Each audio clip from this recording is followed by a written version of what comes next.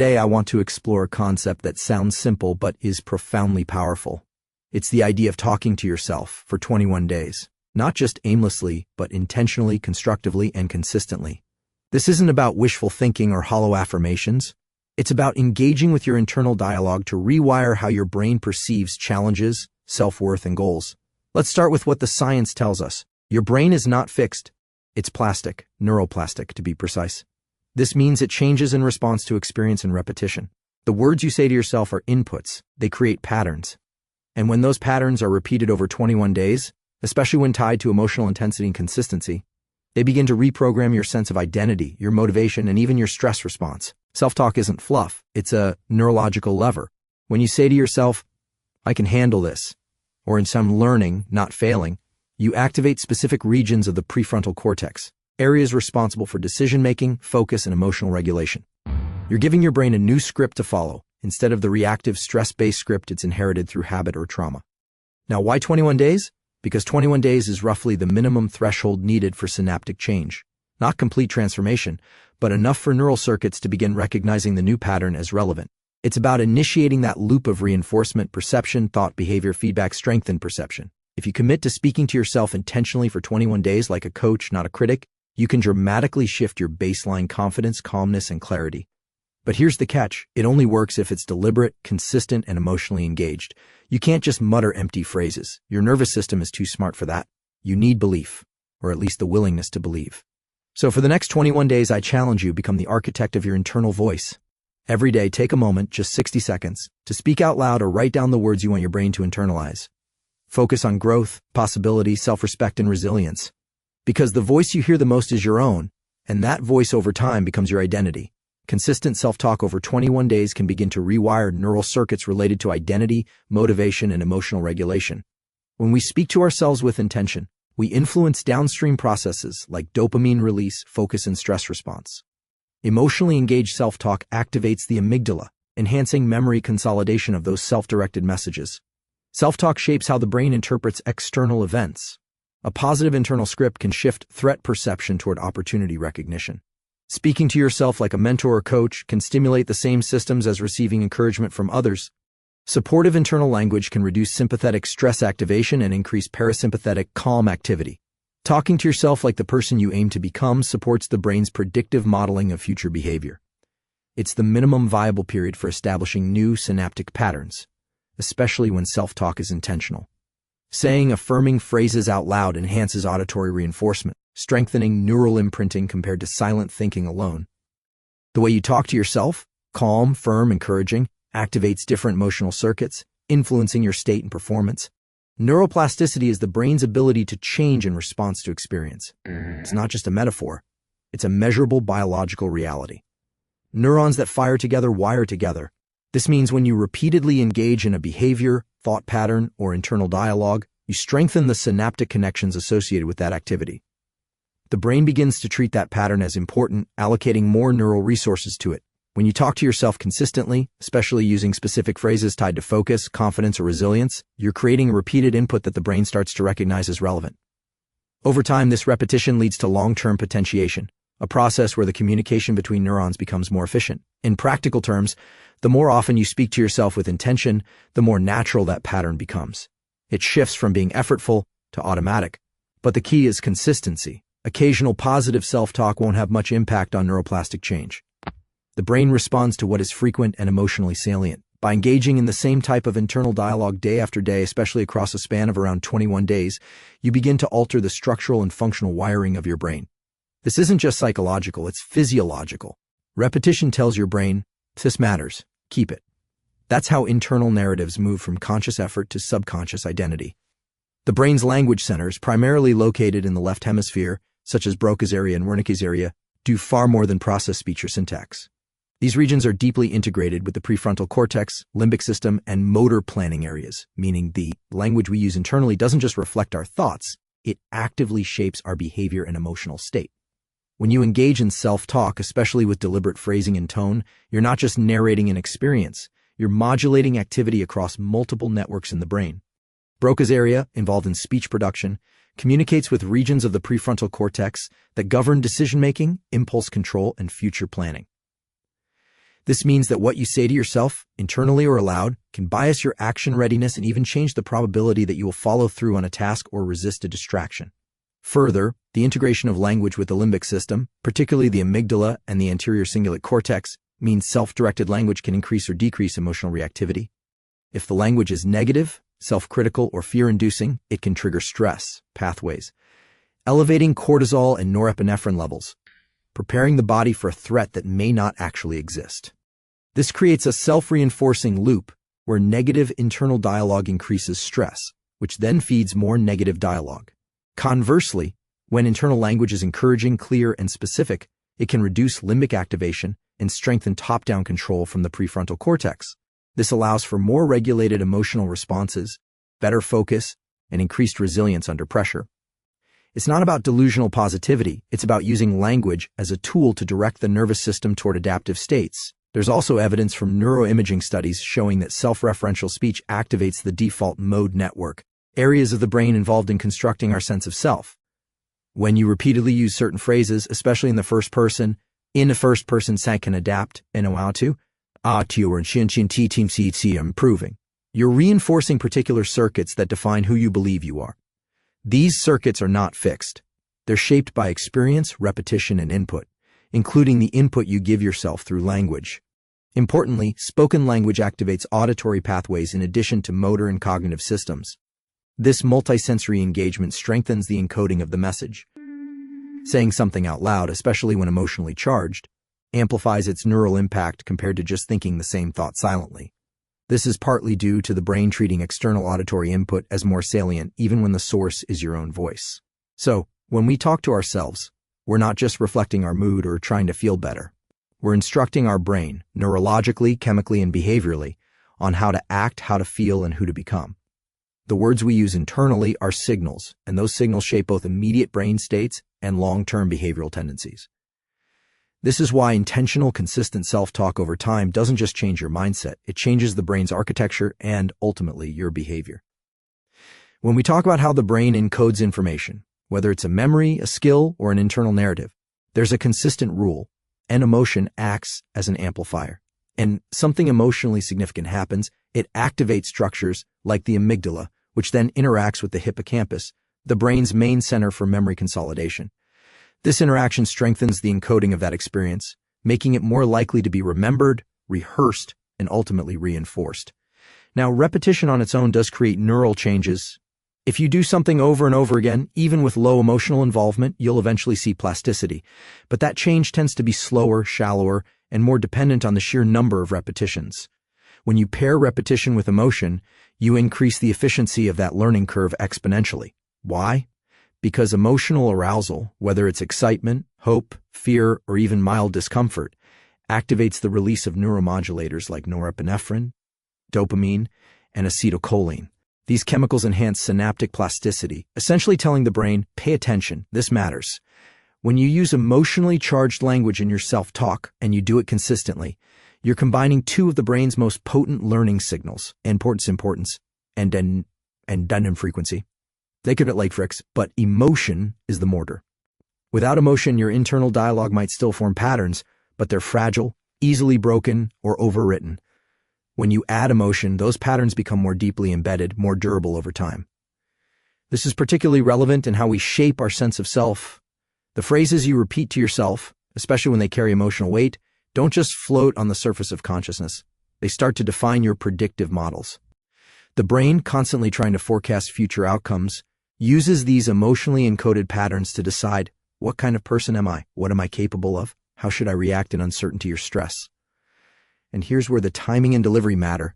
Self-talk that's emotionally flat, recited passively, or done without engagement doesn't carry the same neurological impact. But when you speak to yourself with conviction, even if it's only 60 seconds a day, your brain starts to prioritize that input.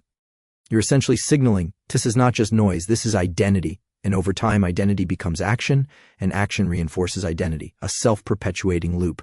Even more fascinating, the brain doesn't always distinguish between real experience and vividly imagined ones when it comes to emotional encoding. This means if you say something like, I am becoming stronger, and you visualize it with intensity, your brain treats it as partially real. If you do that every day, with sincerity for 21 days, You are literally teaching your nervous system to accept that new version of you as truth. So when we talk about internal change, self-directed growth, or rewiring thought patterns, it's not about tricking yourself or pretending to feel something you don't. It's about engaging the nervous system with input that's both repetitive enough to create structure and an emotional enough to create priority. Is what leads to real, lasting change, not just in mindset, but in brain architecture. Internal dialogue is not just a byproduct of perception, it's a primary driver of it. Most people assume that the way we see the world shapes how we talk to ourselves. But neuroscience shows that the reverse is equally true. The language we use internally, our moment-to-moment self-talk, shapes how we perceive, interpret, and respond to reality at both the cognitive and physiological level. At the core of this is the concept of a predictive coding. The brain is not a passive recipient of sensory input. It's an active prediction machine, constantly generating models about what's likely to happen next based on prior experience, internal states, and yes, internal language. When you talk to yourself in a certain way, especially when that talk is repetitive and emotionally reinforced, you bias the way your brain anticipates outcomes. And those predictions affect what you pay attention to, how you interpret ambiguous events, and what emotional states get activated in response. For example, if your internal dialogue includes phrases like, "I never get this right," or "I'm not good under pressure," you're not just commenting on your current state, you're scripting your nervous system's response to future situations. Those phrases become embedded in the networks responsible for attention, memory retrieval, and decision-making. So when a challenge arises, your brain doesn't objectively evaluate the situation. It filters it through the lens of that existing narrative.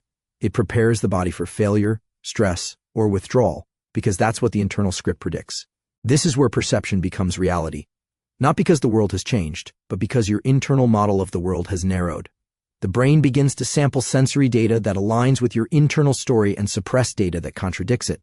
In neuroscience, this is referred to as confirmation bias at the neural level. The circuits that get activated more often become more sensitive, more dominant. So negative self-talk doesn't just make you feel worse, it tunes your entire perceptual system to reinforce that story. Now, the same mechanism applies in the positive direction. If your internal dialogue includes statements like, "And I can figure this out," or I've handled worse, you're not deluding yourself. You're directing perception. You're priming neural circuits that support adaptive responses, broader attentional awareness, and increased behavioral flexibility. These types of internal statements engage the prefrontal cortex and anterior cingulate cortex, regions involved in executive function, error monitoring, and top-down control. In effect, your brain becomes more likely to interpret stress as challenge rather than threat. And this isn't just about cognitive framing, it's deeply embodied. The way we talk to ourselves has downstream effects on the autonomic nervous system. When internal dialogue is self-supportive and grounded in agency, it decreases sympathetic activation, fight or flight, and increases parasympathetic tone, rest and digest. This physiological shift influences how your body feels, which loops back and influences how you perceive your internal state. You begin to feel more capable, not because the environment changed, but because your internal story changed. And that changed your physiology. Even subtle differences in language can create massive perceptual shifts. Saying "I am anxious" versus "I'm feeling anxious." Anxious activates different identity circuits. The former fuses the emotion with the self, reinforcing it as part of your core. The latter treats it as a temporary state, which the brain can observe, regulate, and move through. This linguistic nuance shifts how you perceive your own emotions, not as threats, but as transient signals. That shift alone can alter how your brain responds to stress or challenge. What's critical to understand here is that perception is not purely visual or sensory. It's shaped by internal context. And that internal context is heavily modulated by the language you use with yourself every single day. The brain doesn't care if the story is in true tips and the objective sense. It cares if the story is repeated dead. Repetition is interpreted as relevance. Relevance directs attention. Attention shapes perception. And perception governs how you move through the world, what risks you take, what feedback you notice, and what opportunities you act on or ignore. So when we talk about changing mindset or improving performance, we're really talking about interrupting and redirecting internal dialogue. Because perception is not a window into the world.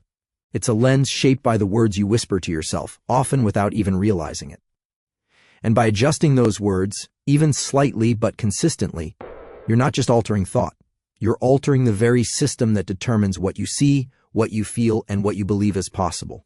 The concept of mirror neurons, provides some of the most compelling evidence for how imagined interaction, particularly internal dialogue, can shape the brain and behavior in tangible, measurable ways. Mirror neurons are a specific class of neurons first discovered in the premotor cortex of macaque monkeys and later in humans that activate both when we perform an action and when we observe someone else performing that same action.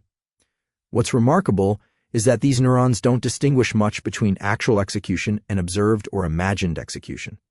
From a neurological standpoint, simulation is nearly as powerful as experience.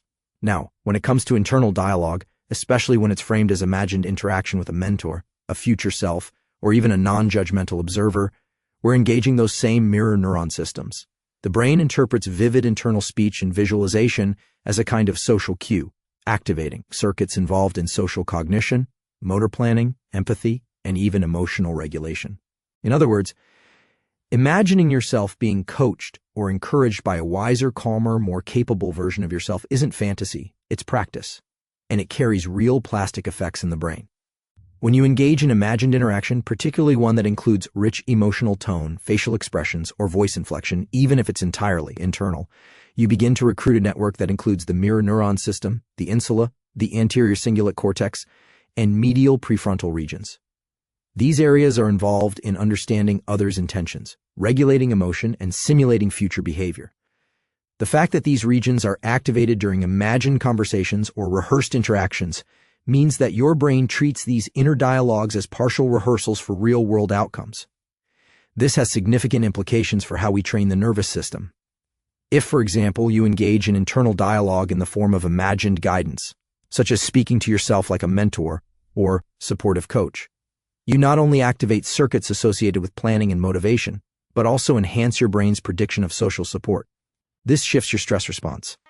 Your brain becomes less reactive because it's been conditioned to anticipate calm, attuned input. And because the mirror neuron system relies on timing and specificity, the more vividly you imagine tone of voice, facial cues, or physical gestures, the more robust the neural activation becomes. It's also critical to understand that mirror neurons don't operate in isolation. They're embedded within a broader system that includes the vagus nerve and interoceptive pathways, meaning that internal dialogue framed as imagined interaction can also influence bodily states. When you imagine a calming voice guiding you through a difficult situation, or visualize someone you respect telling you, "You've got this," your heart rate can slow, respiration can deepen, and muscle tension can decrease. These are real autonomic shifts brought about by imagined social cues, processed through real biological systems. This also plays into behavioral reinforcement. When mirror neurons are engaged through imagined interaction, you begin to build internal models of social behavior, how to respond to failure, how to coach yourself through difficulty, how to reframe doubt in the moment. The brain stores these simulations as procedural memory. So the next time you're actually in a high-stress or high-stakes environment, your nervous system can draw on that rehearsal. It's already seen the response, and thus executes it with greater precision and less volatility. Moreover, internal dialogue that mimics imagined interaction helps circumvent the self-critical systems that often dominate isolated self-talk. When you shift from "then not good enough" to "what would someone who supports me say in this moment," you're leveraging perspective. You're using mirror neuron systems to simulate compassion or guidance that may not be readily accessible in your external environment, but can still be generated internally. And because the nervous system responds to simulated social connection similarly to real connection, the benefits, in terms of reduced cortisol levels, improved task performance, and enhanced resilience, are measurable. So the idea that imagined interaction is just in your head misses the point entirely. The brain is always simulating. That's what it does: predict, model, rehearse. When you take control of that simulation, when you deliberately use your internal dialogue to mimic connection, mentorship, or regulation, you're essentially training your nervous system in real time. Mirror neurons, combined with the broader sensorimotor and emotional networks, are your internal laboratory for behavioral change. And when practiced over time, especially in consistent 21-day windows where patterns are reinforced and circuits are strengthened, imagined interaction becomes not just a tool for coping, but a strategy for rewiring perception, enhancing performance, and reinforcing a more adaptive identity. The brain doesn't just believe what it sees, it believes what it simulates, and you are in charge of the simulation. The autonomic nervous system composed of the sympathetic and parasympathetic branches, regulates the most fundamental aspects of human physiology: heart rate, respiration, digestion, pupil dilation, and the body's response to stress and safety. While we typically think of the autonomic system as being beyond our conscious control, the reality is more nuanced. Internal dialogue, especially intentional structured self-talk, can significantly influence autonomic function by modulating activity in brain regions that act as intermediaries between thought and physiology. Here's how it works at the neural level. Self-talk originates in cortical areas such as the prefrontal cortex and Broca's area. These regions are responsible for planning, language, and volitional control, but they are closely connected with subcortical structures like the hypothalamus and the periaqueductal gray, which act as command centers for the autonomic nervous system. This means that the words you say to yourself aren't just echoing in your head. They are routed through systems that directly impact how your body feels and responds. When your self-talk is laced with threat, shame, urgency, or self-judgment, the limbic system, especially the amygdala, interprets this as a signal to prepare for danger. That interpretation travels through the hypothalamus and brainstem, triggering a sympathetic response: increased heart rate, elevated blood pressure, shallow breathing, tension in the musculature. The body prepares to fight, flee, or freeze, even in the absence of any external threat. Internal dialogue becomes the threat signal, but the same pathways can be used to downshift the nervous system. When self-talk is calming, clear, and anchored in agency, wanting to know what to do next, Punis is challenging, but I can stay grounded. It recruits areas like the ventromedial prefrontal cortex and insular cortex, which help regulate the amygdala and promote parasympathetic activity. This leads to a decrease in heart rate, slower breathing, and a shift toward a physiological state of safety and restoration. What's crucial to understand is that the autonomic nervous system is highly plastic. It's constantly learning from context. And internal dialogue provides one of the most consistent sources of context. If you speak to yourself harshly day after day, your body adapts to that as the baseline. It normalizes a stress-biased autonomic state. That becomes your default setting. On the other hand, if your self-talk regularly includes cues of self-direction, clarity, and compassion, your nervous system begins to expect safety, even in the presence of challenge. That baseline matters because it determines how easily you can return to balance after disruption. Breathing is often talked about as a way to influence the autonomic system, and it's effective, but self-talk operates on a parallel track with a different kind of leverage. Breathing works through direct afferent feedback from the diaphragm and vagus nerve to the brainstem. Self-talk works through cognitive appraisal, expectation, and perception, all of which influence the same systems just from the top down. When combined, breath and language can act synergistically to move the nervous system toward regulation far more efficiently than either alone. There's also a time dimension to this. The nervous system tracks not just individual phrases, but patterns over time. When internal language includes certain repeated cues, like, I'm okay here, or she can handle this pressure, those phrases become embedded in the autonomic prediction model. The system begins to interpret those words as indicators of safety, and it calibrates physiological output accordingly. Over weeks of repetition, you're not just changing your thoughts. You're literally rewiring how your body interprets your own internal state. This becomes especially important under acute stress. In high-stakes or high-pressure situations, the body defaults to its most practiced responses. If you've conditioned your system through self-talk to stay anchored, to access clarity under pressure, then your body is more likely to follow that cue even when adrenaline and cortisol levels rise. You've trained your physiology to listen to language, and the language it hears most often becomes the guiding signal in moments that matter. It's important to emphasize that this doesn't mean simply repeating affirmations. The nervous system is tuned to authenticity. Language that lacks emotional salience won't engage the necessary circuits. The self-talk has to be credible. It has to reflect an internal tone of truth. Even something as simple as, I'm working through this, can carry regulatory weight if it's said with awareness and intention. The effectiveness of the signal lies not in its positivity, but in its coherence with how your system is wired to respond. Ultimately, the relationship between self-talk and the autonomic nervous system reveals a profound truth. Your thoughts are not abstract. They are embodied. Every phrase you say to yourself carries a physiological footprint. Over time, those footprints become pathways, and those pathways can either lead toward chronic dysregulation or toward resilience, adaptability, and internal coherence. The nervous system is always listening. The question is, what are you telling it?